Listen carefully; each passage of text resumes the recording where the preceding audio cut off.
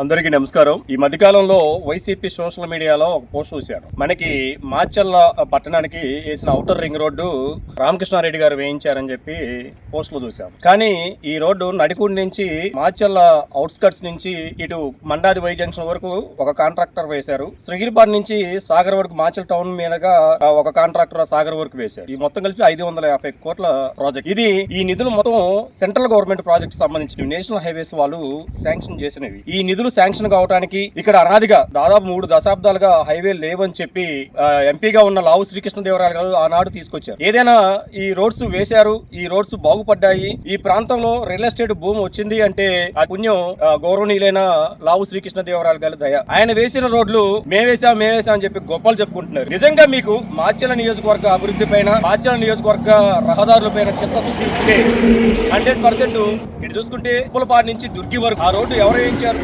కూటమి ప్రభుత్వం అధికారంలోకి వచ్చిన తర్వాత గౌరవనీయులైన జూలకంటి బ్రహ్మానందరెడ్డి గారు వేయించారు ఆ రోడ్ని. అట్లా ప్రాంతాల్లో స్థానికంగా ఉన్న హైవేలకి, ప్రధాన రహదారులకి కనెక్టివిటీగా ఉన్న రోడ్లు వేయించడానికి వాస్తవంగా కొత్తపల్లి రోడ్డు చూసుకుంటే దాదాపు 2 దశాబ్దాలుగా గుంటలు పడి ఉన్నాయి. ఆ రోడ్డుని ఇప్పుడు యుద్ధ ప్రాతిపదికన 5 కోట్లతో రోడ్లు ప్రధాన రహదారిగా తలపించే విధంగా రోడ్లు పోస్తున్న పరిస్థితి అయితే ఉంది. మరోవైపు లచ్చమల్లపాడు రోడ్డు కూడా అత్యంత దయనీయంగా ఉంటే ఆ రోడ్డును కూడా నూతన రోడ్డుకి 5 కోట్ల రూపాయలు శాంక్షన్ చేసిన పరిస్థితి అయితే ఉంది. దుర్గి నుంచి మించాలపాడు రోడ్డు అత్యంత దయనీయంగా ఉండేది. ఆ రోడ్డు కూడా ఇప్పుడు రోడ్డు వేయడానికి నిధులు శాంక్షన్ చేసిన పరిస్థితి ఉంది. ఇలా చూసుకుంటే నియోజకవర్గంలో ఏదైతే గుంటలు పడ్డ ప్రతి రోడ్డుకి వచ్చిన 2 నెలల్లోనే ప్యాచ్ వర్క్లు వేసి మీరు 5 ఏళ్లు ఏం చేశారు? ఒక్క రోడ్డు అనే వేశారా? ఒక్క మట్టి రోడ్డు అని పోసారా? కనీసం ఎన్ఆర్జీఎస్ నిధుల్ని దుర్వినియోగం చేశారు. ఎన్ఆర్జీఎస్ నుంచి వచ్చిన ప్రతి ఒక్క నిధుల్ని పొలం బాటల కింద మలిచారు. ఇప్పుడు పొలం బాటలు మొత్తం నియోజక బాగుపడటానికి కారణం బ్రహ్మారెడ్డి గారు.